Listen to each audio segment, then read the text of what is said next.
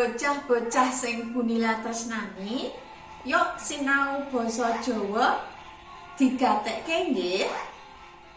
Basa Jawa kelas 1 kaca 67 nomor 5. Ayo ngerteni gunane. A. Ibune Andi ngendika nganggo lati. Dokter mirsani obat nganggo paningal. Andi ngrungokake dawuhe dokter nganggo kuping. Ibu lan dokter salaman nggunakake asta.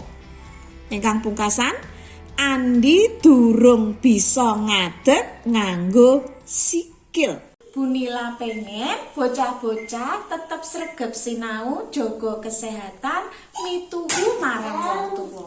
Ngaten nggih?